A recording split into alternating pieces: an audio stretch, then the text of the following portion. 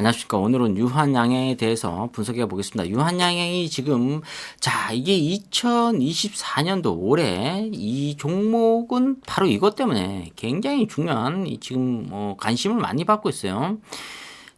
주목받고 있는 이 유한양행이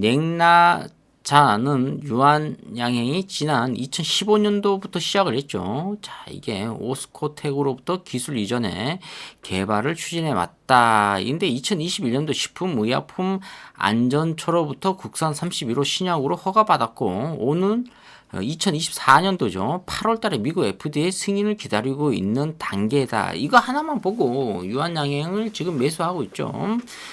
이 지금 8월 달이면은 지금 한 석 달 정도밖에 안 남았어요. 그런데 여기서 중요한 건 유한양행이 15년 동안 공들였던 이 신약이 과연 FDA에서 어떻게 나오냐, 이게 가장 중요하다고 볼 수가 있습니다. 폐암 치료제죠. 이렇게 지금 유한양행이 미국 FDA 승인을 기다리고 있는 여러 가지 이유가 있지만은, 그래도 상당히 지금 여러 가지 좋은 이 호재거리가 많이 있다, 이렇게 지금 이거 볼 수가 있습니다.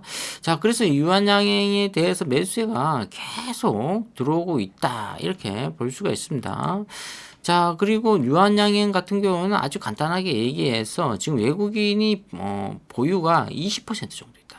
그리고 코스피 200위 안에 들어가 있지만 시총이 5조 7천억, 지금 랭킹 66위 정도 되는데 5조 7천억인데 제가 봤을 때는 한 15조까지도 갈 수 있다. 15조 정도면은 어디죠? 지금 여기죠. 한 랭킹 한 25위 정도, 그리고 한 22조, 2위 정도, 이 정도 22위권에 안에 들어올 가능성이 있다. 이걸 볼 수 있는 거죠. 유한양행 같은 경우는 거의 장기 투자라고 볼 수가 있어요.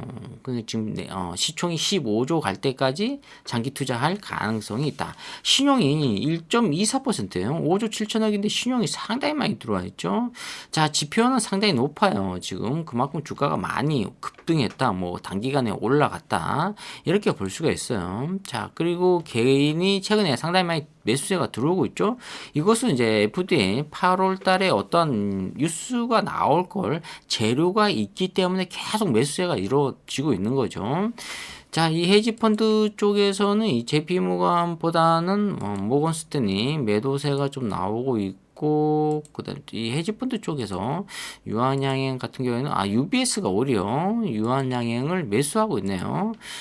그리고 멜리니체에서 상당히 많이 치고받고 하고 있는데, 골드만삭스 쪽에서도 지금 한 2달 정도 매도세가 이루어지고 있어요. 이만큼 헤지펀드 쪽에는 아직까지 시티그룹이 지금 있는데, 여기서 시티그룹 볼까요? 매도세가 좀 강했었는데 그 전에 좀 보유했던 걸 일단 살짝 던지는 그런 느낌이라고 볼 수가 있습니다. 근데 개인들이 그렇게 많이 들어오지 않고 있어요. 지금 키움증권이 좀 매도세가 강하고, 여기서 보면은 매수세가 랭킹 3위 정도 나오고 있다. 근데 개인들이 유한양행을 계속 사들이고 있어요. 지금 그만큼 호재가 많이 발생되고 있다, 이렇게 볼 수가 있어요. 체결 강도 같은 경우는 매수 쪽이 한 300만 원 이하가 4,400건 정도 되는데, 매도가 오히려 6,000건.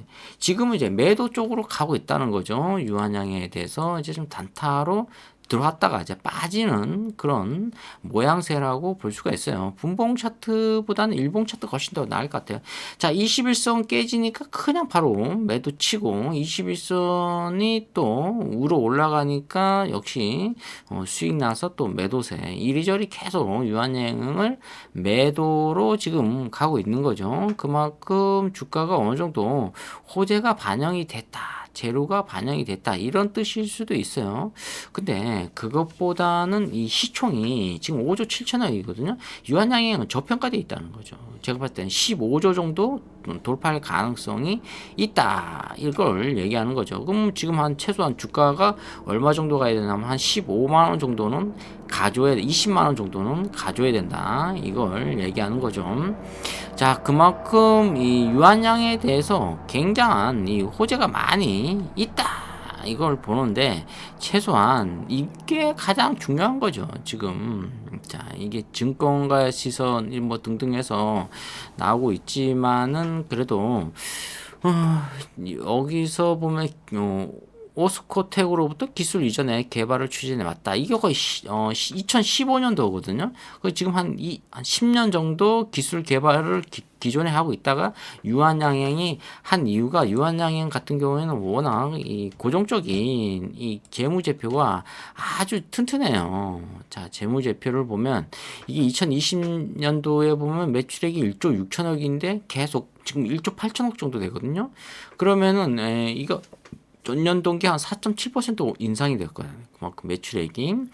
자, 그러기는 1조 8,590억 정도 되면 2조 정도 매출액이 나오거든요. 이게 거의 다 보면 뭐 이게 상당히 블랙버스트로 또 나갈 수가 있는 거죠.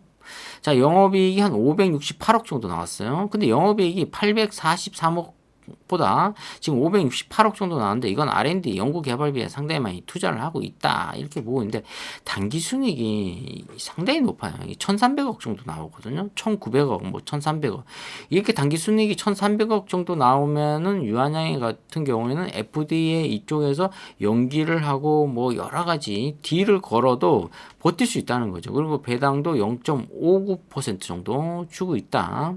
자, 그만큼 R&D 쪽에 보면은 얼마 정도 지금 쓰냐면 매출액 비중 10%를 쓰고 있다. 그럼 거의 2조에 한 2천억 정도를 쓰고 있다는 거죠. 그럼 지금 매출이 1조 8천억인데 1,800억 정도, 거의 1,900억을 연구 개발비에 쓴다. 1년에 2천억 정도 쓰면 이게 10년이면 2조 쓰거든요. 이게 대단한 거죠. 10년에 2조 쓰는 이 제약회사가 야, 우리나라에 몇 개 안 돼요. 지금 한 열 몇 개밖에 안 됩니다. 이렇게 많이 쓴다는 것은. 그리고 여기에 보면 제약 부문, 기타 주요 제품 시장 점유율이 76.80%야. 이 제약 부분이 상당히 많이 76%를 차지하고 있다. 이렇게 볼 수가 있습니다. 그리고 전체적으로 봤을 때는 유한양행이 시장 점유율이 6% 정도 차지하고 있다. 약품이 72%, 해외 산업이 13%, 생활 유통 사업이 11% 이렇게 차지하고 있죠. 그렇기 때문에 기존 매출이 2조 정도 나오고 영업이익이 한 뭐 560억이 나온다 그러지만 순이익이 한 1,300억 정도가 나온다고 했을 때는 괜찮다는 거죠. 지금 자, 한 6% 정도 영업이익이 나오기 때문에 아주 상당히 좋은 회사라고 볼 수가 있습니다. 멀티팩터 스타일 분석 보면 기업 투자를 상당히 많이 하죠. 1년에 2천억 정도를 연구 개발비에 투자한다. 와, 대단하다고 볼 수가 있습니다. 이 연구원만 해도 한 500명이 넘는 걸로 알고 있어요. 연봉이 한 1억만 줘도 한 달에 800만 원인가요? 한 달에 800만 원, 연봉 1억 주면 500명이면 이게 500억 정도 나가나요? 그래도 뭐 1,500억 정도는 또 여러 파이프라인 쪽에 투자를 한다는 거죠. 자, 그만큼 괜찮다 이렇게 볼 수가 있습니다. 유한양행 같은 경우는 버틸만 하죠. 자, 배당을 보면 이게 조금씩 배당이 올라가고 있어요. 그래도 줄어들진 않아요, 배당금이. 그리고 배당금을 지급하지는 않아요. 계속 지급을 하고 있어요. 굉장히 좋다. 2부 에비타 이게 10이 넘어가면 안 좋은데 지금 45, 37, 45, 56 나오고 있거든요. 그만큼 이제 바이오 회사는 어쩔 수 없다. PBR도 이게 1.5가 이상 되면 고평가되어 있는데 2.58이니까 상당히 높다고 볼 수가 있습니다. PER 같은 경우에도 지금 11, 뭐 12, 그다음에 지표가 15 여기까지도 볼 수가 있는데 지금 42니까 상당히 고평가되어 있다고 볼 수가 있어요. 그러니까 이제 아무래도 부담감을 느끼고 가격대를 봐서 이 매도 치는 거라고 볼 수가 있습니다. 그러니까 이제 개인 투자가들은 최소한 어디라고 볼 수가 있냐면 이 가격대죠. 뭐 한 6만 원대 여기를 보고 있는 거죠, 지금. 근데 여기까지는 주지 않죠. 왜냐면 3개월 뒤에 FDA에서 갑자기 자고 일어났는데 뭐 승인이 났다. 뭐 이렇게 하면 이제 뭐 상한가 바로 가는 거죠. 지금 거래 대금이 100만 원, 1000만 원, 10억, 300억 정도 지금 잠복기라고 볼 수가 있어요. 이렇게 유한양행 같은 경우는 코스피 지수하고 비슷하게 움직여요. 보면 월봉 차트 보면 코스피가 이게 계속 올라와 있거든요. 근데 유한양행만큼 삼성전자하고 유한양행 둘이 똑같습니다. 이게 거의 뭐 코스피 지수하고 비슷하게 움직인다. 자, 예를 들어서 삼성전자가 한번 월봉 차트를 봐. 비슷하게 쭉 올라가잖아요. 이렇게 올라가는 것은 이 삼성전자하고 유한양행 두 개밖에 없다. 이걸 얘기하는 거죠. 자, 여러분들이 유한양행 이런 종목은 매수해서 장기 투자하시기 바랍니다. 자, 시총 15조, 그 다음에 주가는 한 20만 원 갈 걸 예상해서 장기 투자하시고, 배당금은 좀 적게 주지만은 그래도 장기 투자하는 이 제약 바이오 회사 매출액 2조, 영업이익, 순이익 등대해서 1,300억 정도, 1년에 연구 개발비에 2천억 정도, 매출액의 10% 정도 쏟아붓고 있는 그런 건전한 회사라고 볼 수가 있습니다. 바이오 회사. 최근에 여러 가지 뉴스거리로 약간 좀 혼선이 있었죠. 그런 불미스러운 일들이 있었는데 그런 것들이 이제 시간이 흘러가면 다 해결되는 문제예요. 중요한 건 이제 기술적인 이 회사가 바이오 회사는 역시 기술이 최우선이에요. 그 다음에 이 돈, 머니가 충분히 조달이 되냐. 이 두 가지만 해결되면 시간이 나머지는 해결된다. 이걸 얘기하는 거죠. 그리고 주가는 우상향으로 계속 올라가는, 최근에 좀 복잡한 날카롭게 움직였죠. 차트 자체가. 그런데 우리가 차트만 볼 수는 없죠. 자, 재료 이런 걸 보고 판단해야 되죠. 자, 오늘 유한양에 대해서 말씀드렸습니다. 좋아요, 구독 팍팍 찍어주시면 감사하겠습니다. 감사합니다.